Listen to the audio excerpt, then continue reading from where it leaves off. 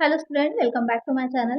आप लोग की BTech प्लस से असिस्टेंट अकाउंटेंट और तक की क्लासेस चल रही हैं, जिसमें कि प्रीवियस वीडियो में हमने पढ़ा था हायर परचेज सिस्टम के बारे में कि क्या होता है हायर परचेज सिस्टम।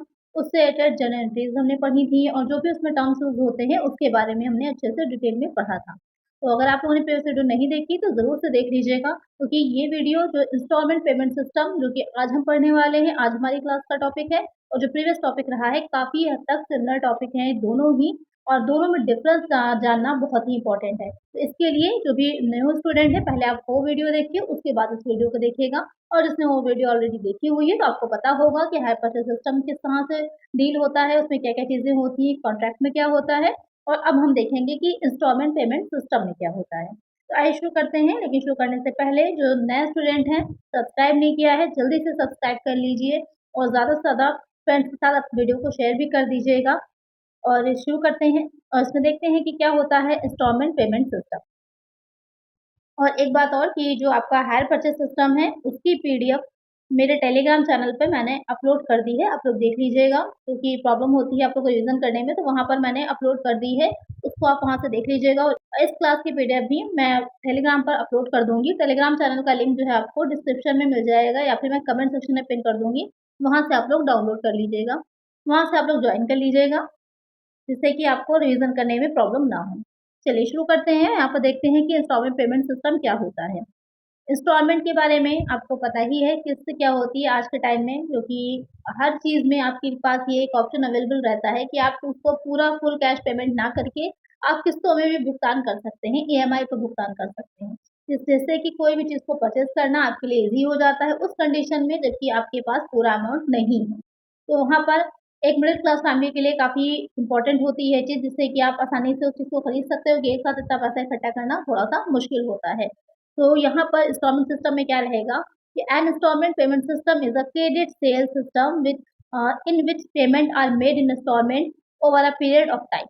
यहाँ पर क्या रहता है कि जो किस्त भुगतान प्रणाली होती है इसमें ये क्रेडिट यानी उधार बिक्री, ये किस तरह की है, ये एक क्रेडिट सेल है, ये उधार बिक्री की तरह होती है। यानी कि जो आपने जैसे ही इसमें यानी कि जैसे ही आपने इंस्टॉल यानी कि जैसे ही आपने इंस्टॉलमेंट पेमेंट सिस्टम के थ्रू कोई भी सामान को खरीदा, वह वैसे ही उसी टाइम से वो सामान आपका हो जाता है। हायर परचेज सिस्टम में क्या था कि जब तक हम लास्ट जो हमारी इंस्टॉलमेंट थी उसका पेमेंट नहीं कर देते थे तब तक हमें उसकी ओनरशिप ट्रांसफर नहीं होती थी।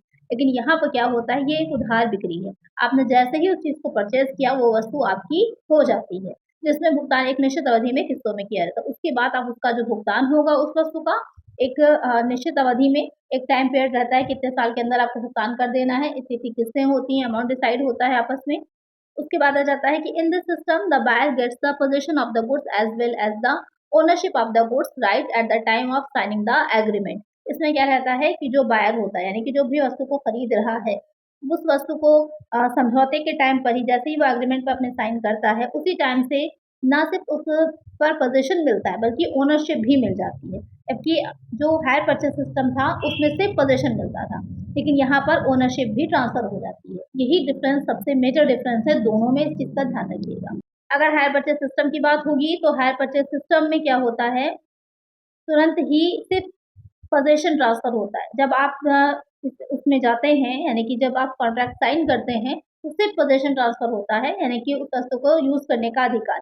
लेकिन जब आप इंस्टॉलमेंट पेमेंट सिस्टम की बात करेंगे तो इसमें क्या रहता है, इस सिस्टम में पोजीशन प्लस ओनरशिप दोनों ही ट्रांसफर हो जाती है स्टार्टिंग में ही, जैसे ही अनुबंध को किया जाता है, जैसे ही कॉन्ट्रैक्ट को एग्रीमेंट को साइन किया जाता है, तो यहाँ पर दोनों चीज़ें ट्रांसफर होती हैं, इसको ध्यान में रखिएगा। यही मेजर डिफरेंस भी है दोनों में ही, यहाँ पर इंस्टॉलमेंट पेमेंट सिस्टम और हायर परचेज सिस्टम में।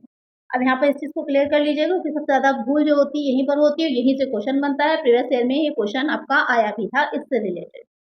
उसके बाद आ जाता है अब कि इसकी विशेषताएँ क्या होती हैं। पहले थोड़ा-सा शॉर्ट में देख लीजिए, फिर इसको हम थोड़ा-सा डिटेल में भी समझेंगे, क्योंकि यही चीज़ सबसे इम्पोर्टेंट है। यहाँ पर क्या-क्या इसकी कैरेक्टरिस्टिक्स होते हैं ऑफ इंस्टॉलमेंट पेमेंट सिस्टम। पहला हो जाएगा कॉन्ट्रैक्ट ऑफ क्रेडिट सेल, ये उधार बिक्री का अनुबंध है। वो सिर्फ़ आपका बिक्री का अनुबंध था, ये क्या है, ये उधार बिक्री यानी कि क्रेडिट सेल का है। उसके बाद आ जाता है पेमेंट इन इंस्टॉलमेंट, किस्तों में भुगतान। इसमें जो भुगतान किया जाता है, इसमें किस्तों में इंस्टॉलमेंट में आप पेमेंट करते हैं। ट्रांसफर ऑफ ओनरशिप, यहाँ पर स्वामित्व का भी हस्तांतरण हो जाता है जैसे ही आप एग्रीमेंट को साइन करते हैं। वैसे ही क्या होता है कि आप ओनरशिप भी ट्रांसफर कर देते हैं। ऐसे ए और बी दो व्यक्ति हैं, ए से बी ने कोई कार खरीदी है, सपोज कर लीजिए 5 लाख की उसने क्या खरीदी है, कार खरीदी है। तो जैसे ही वो इंस्टॉलमेंट पेमेंट सिस्टम के थ्रू जो है इसको खरीदेगा ए से, वैसे ही ओनर कौन बन जाएगा, बी हो जाएगा। लेकिन अगर यही हायर परचेज सिस्टम होता तो यहाँ पर बी तब तक ओनर नहीं होता जब तक वो इस 5 लाख की आखिरी किस्त भी नहीं चुका देगा, तब तक वो ओनर नहीं बनेगा। इसलिए यहाँ पर डिफरेंस दोनों में होता है, इस चीज को ध्यान में रखिएगा। फिर आ जाता है in case of default of payment of installment, किस्त के भुगतान में चूक की स्थिति में क्या होता है कि हायर परचेज सिस्टम में क्या था कि जो सेलर था वो अपनी वस्तु को वापस ले सकता था। लेकिन यहाँ पर क्या होगा कि अगर आखिरी किस्त में या किसी भी किस्त में चुकाने में कोई गड़बड़ी हो रही है तो यहाँ पर जो भी कंपनसेशन होता है, क्षतिपूर्ति होती है, वो दी जाती है। लेकिन आप जो प्रोडक्ट होता है, जो भी गुड्स होते हैं, उसको वापस नहीं ले सकता जो सेलर होता है। फिर आ जाता है राइट ऑफ सेल और मोर्टरेज ऑफ गुड्स, माल की बिक्री या बंधक का अधिकार होता है। तो यहाँ पर क्योंकि वो ऑलरेडी बन चुका होता है, जिसने कि खरीदा है वो ऑलरेडी ओनर बन चुका है, तो अगर वो चाहे तो किसी दूसरे व्यक्ति को बेच भी सकता है या फिर उसको रोक कर भी रख सकता है, तो ये भी अधिकार उसके पास होता है। तो ये हो गई आपकी शॉर्ट में, थोड़ा सा इसमें डिटेल में देख लेते हैं, कुछ पॉइंट बहुत इंपॉर्टेंट है जहाँ से आपके क्वेश्चन बनते हैं। तो पहला हो जाता है कि अनुबंध की प्रकृति कैसी होती है, किस तरह का अनुबंध होता है। तो नेचर ऑफ कॉन्ट्रैक्ट, अनुबंध की प्रकृति। तो hire purchase system it is a hiring goods agreement system of buying goods by making regular payment until the full price is paid. तो यहाँ पर दोनों में डिफरेंस करके मैंने आप लोग को समझा रहे हैं जिससे कि दोनों पॉइंट क्लियर होते चले, क्योंकि ज्यादा कंफ्यूजन आपको यहीं पर रहती है। तो जो किराए क्रय प्रणाली होती है, इसमें किराए पर माल लेने का एक समझौता होता है, यानी कि आप किराए पर जो माल है और इंस्टॉलमेंट जो आप चुका रहे होते हैं, समझ लीजिए एक तरह से किराया आप उसे दे रहे हैं। अगर आपने किसी भी किस्त को चुकाने में कोई गड़बड़ी करी तो वहां पर वो अपनी प्रोडक्ट को, अपने गुड्स को वापस आपसे ले सकता है। पूरी कीमत चुकाने तक नियमित भुगतान करके सामान खरीदने की एक प्रणाली होती है। वही इंस्टॉलमेंट पेमेंट सिस्टम में क्या होगा, it is an agreement of sale system of credit sale in which a sum of money or डेब्ट is paid regularly in instalment. इसमें क्या रहेगा, ये एक बिक्री का समझौता है, उधार बिक्री की प्रणाली जिसमें धनराशि या ऋण का भुगतान नियमित रूप से किस्तों में किया जाता है। जो भी धनराशि होती है उसको किस्तों में दे देते हैं, लेकिन ओनरशिप आपकी हो जाती है, वो प्रोडक्ट के, उस गुड्स के मालिक आप हो जाते हैं।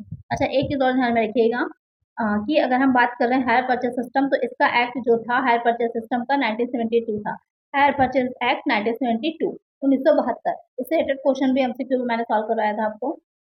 लेकिन जब बात आती है इंस्टॉलमेंट पेमेंट सिस्टम की, तो यहाँ पर क्या होता है, इसमें रहेगा आपका, तो ये कौन से अधिनियम के अंतर्गत आ जाता है, तो ये सेल्स ऑफ गुड्स एक्ट, जो माल का विक्रय अधिनियम है उसके अंतर्गत आ जाता है। तो ये भी क्वेश्चन बनता है कि ये वाला जो है, यानी किस भुगतान पद्धति जो है वो किस अधिनियम के अंतर्गत आती है, तो सेल्स ऑफ गुड्स एक्ट 1930 माल का विक्रय अधिनियम जो है 1930 उसके अंतर्गत आ जाता है आपका ये इंस्टॉलमेंट पेमेंट सिस्टम। तो दोनों में ये भी याद रखिएगा, हायर परचेज पूछेगा 1972, अगर आपका इंस्टॉलमेंट पेमेंट सिस्टम पूछता है तो 1930 सेल्स ऑफ गुड्स है।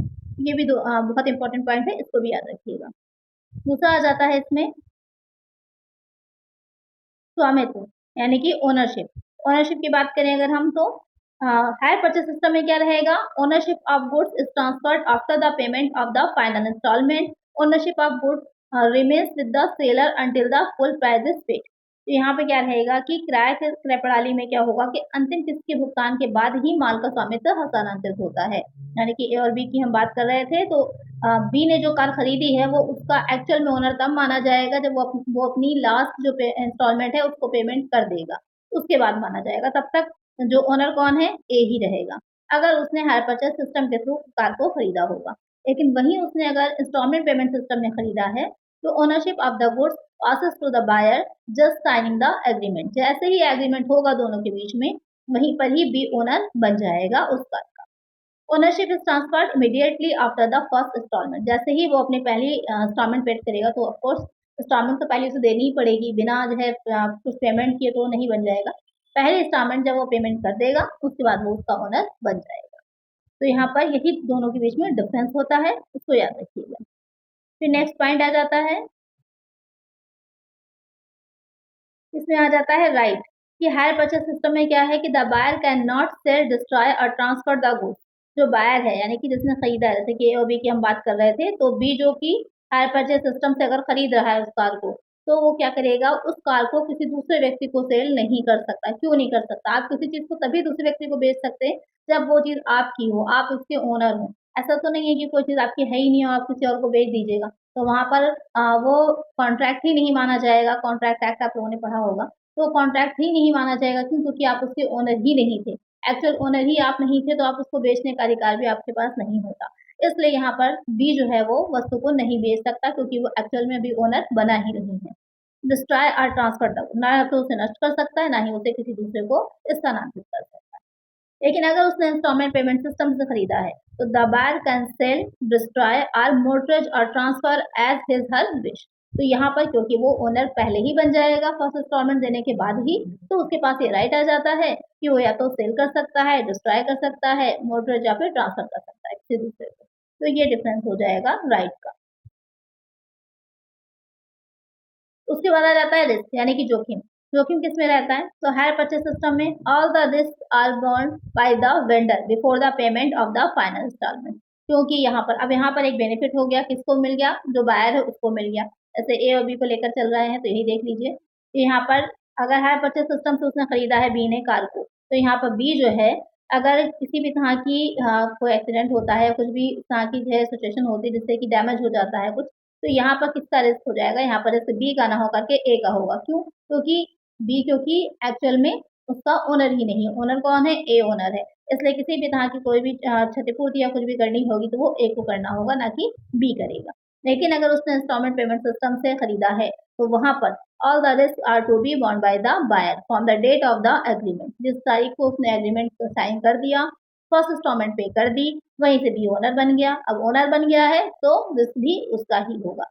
जो चीज़ आपकी है, तो अगर आपकी वो चीज़ खराब हो रही किसी भी तरह से, तो रिस्क भी आपका ही होता है। लेकिन अगर किसी दूसरे से आपने ले करके उस वस्तु को यूज़ कर रहे हैं आप, और वो टूट फूट जाती है, उसमें कुछ प्रॉब्लम हो जाती है, जैसे कि जब अपनी कार चलाते हैं आप लोग या अपनी स्कूटी चलाते हैं, तो बहुत ध्यान से चलाते हैं कि कहीं डैमेज ना हो जाए, कहीं इधर उधर लग ना जाए। लेकिन किसी दूसरे की होती है तो बहुत केयर फ्री होकर के चलाते हैं कि आपकी अपनी तो है नहीं, अगर टूट फूट जाती है, कुछ भी हो जाता है, तो आप उसके लिए रिस्पॉन्सिबल नहीं होंगे। तो यहाँ पर यही चीज़ इसमें भी रहती है कि अगर आपने इंस्टॉलमेंट पेमेंट सिस्टम में खरीदा है तो सारा जोखिम आपका। लेकिन अगर आपने हायर परचेज में खरीदा तो सारा जोखिम जो सेलर है उसका हो जाएगा। उसके बाद आ जाता है रिपेयर एंड मेंटेनेंस की बात करेंगे, मरम्मत और रखरखाव। तो हायर परचेज सिस्टम में क्या होगा? The liability of repair and maintenance lies with the seller provided that the buyer takes the utmost good care. तो यहाँ पर क्या रहेगा कि मरम्मत और रखरखाव की जिम्मेदारी किसकी होती है? विक्रेता की हो जाएगी, क्योंकि वही ओनर होगा। बशर्ते कि क्रेता अत्यधिक अच्छी देखभाल करे। अब ये नहीं है कि जानबूझ करके उसने कहीं जाके लड़ा दिया है गाड़ी को, या कहीं पर एक्सीडेंट कर दिया है, तो उसका भी जिम्मेदार होगा जो सेलर है, ऐसा नहीं है। ए बी को ही लेकर समझ लीजिए कि अगर कहीं पर बी ने जानबूझकर बी से कुछ कोई एक्सीडेंट हो गया है, या किसी तरह की जो उस कार के साथ कोई दुर्घटना हो गई जिससे कि कार डैमेज हो गई है, कुछ भी प्रॉब्लम आ गई है, तो वहां पर जिम्मेदारी जो है वो ए नहीं लेगा। क्यों? क्योंकि यहाँ पर बी ने उसकी ढंग से केयर नहीं करी थी, इस वजह से प्रॉब्लम आई है। अगर बाई चांस ऐसा हो जाता है या कोई भी टेक्निकल मिस्टेक आ जाती है, तो वहां पर ए रिस्पॉन्सिबल होता है। लेकिन अगर बी की गलती होती है तो वहां पर ए रिस्पॉन्सिबल नहीं होगा। ये भी कंडीशंस रहती हैं उसमें, जो भी कॉन्ट्रैक्ट बनाया जाता है, तो सारी कंडीशंस डिटेल में मेंशन होती हैं। लेकिन अगर इंस्टॉलमेंट पेमेंट सिस्टम के थ्रू लिया है, तो the buyer is responsible for repair and maintenance, goods can not be return. तो यहाँ पर क्या होगा कि जो बी है, क्योंकि उसने इंस्टॉलमेंट पेमेंट पे लिया तो ओनर बन चुका है वो, तो कुछ भी अगर प्रॉब्लम हो रही है कार में, तो जिम्मेदार कौन है? वो बी है। उसके लिए बायर यानी कि सॉरी सेलर यानी कि ए से कोई मतलब नहीं है, ना ही वो अगर बाद में कोई प्रॉब्लम निकलती है तो ए उस प्रोडक्ट को वापस लेगा। तो ये हो जाते हैं मेन डिफरेंस जो आपके इंस्टॉलमेंट पेमेंट सिस्टम और हायर परचेज सिस्टम में होते हैं, और आपने अच्छे से इसके बारे में समझ भी लिया। अब देख लीजिए कि जर्नल एंट्री किस तरह से की जाती है, क्योंकि उससे भी आपके क्वेश्चन बनते हैं। तो यहाँ पर सबसे पहले आ जाता है एंट्रीज इन परचेजर्स बुक, यानी कि जो क्रेता है उसकी दो तरह से एंट्री की जाएगी, एक परचेजर की बुक में, दूसरा हो जाएगा जो सेलर है उसकी बुक में, यानी कि वेंडर की बुक में। तो हायर परचेज में भी आपने दो तरह से पढ़ी थी, इसमें भी दो तरह से आएंगी। तो पहला हो जाएगा, इसमें थोड़ा सा आप लोग मोबाइल में की वीडियो क्वालिटी अच्छी कर लीजिएगा, जिससे कि आपको और अच्छे से क्लियर दिखाई दे। तो यहाँ पर संविदा तथा माल सुपुर्दगी के समय यानी कि कहने का मतलब ये है कि जिस टाइम पर एग्रीमेंट किया जाएगा या जिस टाइम पर गुड्स को ट्रांसफर किया जाएगा उस टाइम पर किस तरह से एंट्री की जाएगी। एसेट अकाउंट डेबिट होगा, यहाँ पर इंटरेस्ट सस्पेंस अकाउंट खोला जाता है। जो इंटरेस्ट दिया जाता है टोटल इंटरेस्ट, उसके लिए इंटरेस्ट सस्पेंस अकाउंट खोला जाता है। ये भी एक डिफरेंस है, ध्यान में रखिएगा। हायर परचेज सिस्टम में ये वाला अकाउंट नहीं खोला जाता, इंस्टॉलमेंट पेमेंट सिस्टम में इस अकाउंट को खोला जाता है। ये वाला भी एक पॉइंट है, इसको भी नोट कर लीजिएगा। तो दो यहाँ पे पॉइंट रहेंगे। एसेट्स में कितना जाएगा, जो कैश प्राइस होगा, इंटरेस्ट सस्पेंस में जो टोटल इंटरेस्ट होगा, और टू वेंडर्स अकाउंट यहाँ पर जो टोटल प्राइस आप पे कर रहे हैं। वहाँ पर हायर परचेज प्राइस था, यहाँ पर जो टोटल प्राइस लिखा जाता है, तो टोटल प्राइस जो आप पे कर रहे हैं वो आप लिखेंगे। तो यहाँ भी इंटरेस्ट दिया जाएगा, कैश प्राइस रहेगा, उस पर इंटरेस्ट दिया जाएगा, टोटल मिलाकर के इसका टोटल प्राइस बनेगा। तो इसको याद रखिएगा, ये पॉइंट इंपॉर्टेंट है। उसके बाद दूसरी एंट्री क्या होगी कि किस्त का तुरंत भुगतान, यानी कि जिस टाइम पे एग्रीमेंट किया जाता है उस टाइम पर जैसे वहाँ डाउन पेमेंट देते थे, यहाँ पर पहले इंस्टॉलमेंट दी जाती है। तो फर्स्ट इंस्टॉलमेंट जब आप पे करते हैं तो वहाँ पर क्या होगा, vendors account debit to cash account, या फिर बैंक अगर चेक के थ्रू कर रहा है तो बैंक अकाउंट, नहीं तो कैश अकाउंट हो जाएगा। उसके बाद तीसरी जो एंट्री की जाएगी वो इंटरेस्ट के लिए होती है। जब इंटरेस्ट दिया जाएगा तो उस टाइम पर क्या होगी, interest account debit to interest suspense account, क्योंकि यहाँ पर आपने इंटरेस्ट सस्पेंस अकाउंट खोला है तो डायरेक्ट उसमें ही हम ट्रांसफर करते हैं। उसके बाद आ जाता है किस्त भुगतान के लिए। तो जब इंस्टॉलमेंट का पेमेंट किया जाएगा उस टाइम पर vendors account debit to cash account और बैंक अकाउंट, ये हो जाएगी। फिर आ जाएगी इसी तरह से सेम आपकी जितनी भी इंस्टॉलमेंट होंगी सबको दिखाया जाएगा। और यहाँ पर क्योंकि आपका डिस्क्रिप्टिव तो हो नहीं रहा है तो सारी लिखने की नीड ही नहीं है। आपसे डायरेक्ट पूछेगा कि अगर इंस्टॉलमेंट के लिए क्या एंट्री की जाएगी, आपको एंट्री पता है, बस आपको बता देना है। या ये पूछ सकता है कि किसके अकाउंट में डेबिट किया जाएगा या किस अकाउंट में क्रेडिट किया जाएगा, इसी तरह से क्वेश्चन बनते हैं। इसके बाद डिप्रिसिएशन। अब डिप्रिसिएशन कैसे दिखाएंगे, तो यहाँ पर डिप्रिसिएशन अकाउंट डेबिट हो जाएगा टू एसेट अकाउंट हो जाएगा। उसके बाद लास्ट आ जाता है निराश और ब्याज खाता बंद करना, यानी कि जो डिप्रिसिएशन और इंटरेस्ट अकाउंट है उसको हम क्लोज करके कहाँ दिखाते हैं, उसे हम प्रॉफिट एंड लॉस अकाउंट में ट्रांसफर कर देते हैं। तो profit and loss account debit हो जाएगा to interest account to depreciation account. ये एंट्रीज इसमें की जाएंगी। ये किसकी बुक्स में हमने करी है, ये हमने करी है बायर की बुक्स में, परचेजर की बुक में, जो कि खरीद रहा था। शॉर्ट में कह सकते हैं कि अभी बी के ए और बी का एग्जाम्पल लेके समझ रहे थे तो हम बी की बुक्स में हमने एंट्री करी है। अब आइए देखें कि ए की बुक्स में एंट्री किस तरह से की जाएगी।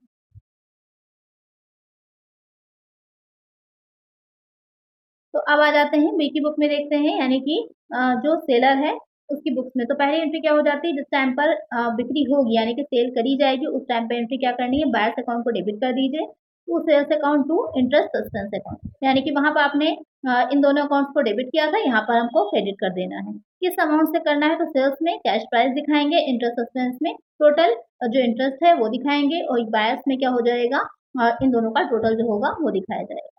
फिर आ जाता है बिक्री के समय, यानी कि जिस टाइम पर आपने सेल की है उस टाइम पर जो आपने इंस्टॉलमेंट दी थी वहां पर क्या एंट्री करी जाएगी, यहाँ पर कैश अकाउंट या bank account debit to buyers account हो जाएगा। उसके बाद आ जाता है किस्त की राशि के लिए। यहाँ पर किस तरह से करना है, तो यहाँ पर आपकी दो एंट्री है, यानी कि जब किस्त की राशि देय होती है तो विक्रेता अपने पुस्तकों में दो एंट्रीज करता है। पहली एंट्री जो होगी इंटरेस्ट सस्पेंस अकाउंट के लिए होती है, और दूसरी एंट्री क्या होगी उसकी, कि जो भी कैश प्राइस यानी कि जो उसको इंस्टॉलमेंट मिली है उसके लिए। तो कैसे करना है, interest suspense account debit to interest account हो जाएगा, और दूसरी होगी cash account debit to bank account, sorry cash account और बैंक अकाउंट, डिपेंड करता है कि उसे कैश के थ्रू मिल रहा है या चेक के थ्रू, उसके अकॉर्डिंग डेबिट करिए टू बायर्स अकाउंट हो जाएगा। उसके बाद आता है,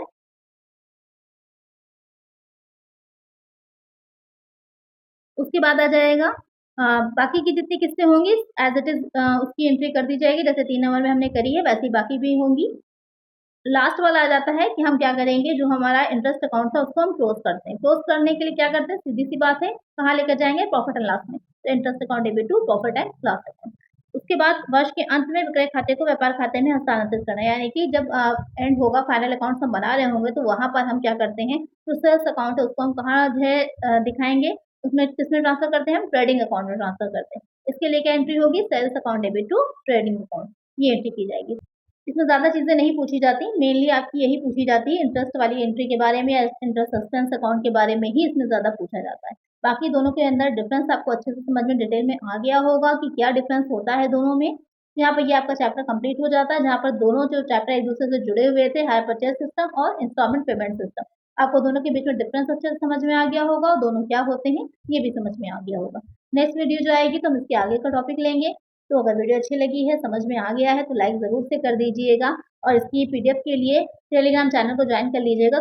कमेंट सेक्शन में मैंने पिन कर दिया है वहाँ पर लिंक उसका, तो वहाँ से आप लोग ज्वाइन कर लीजिएगा, जहाँ पर आपको इसकी पीडीएफ मिल जाएगी। तो आज की वीडियो में इतना ही, मिलते हैं नेक्स्ट वीडियो में। Thank you.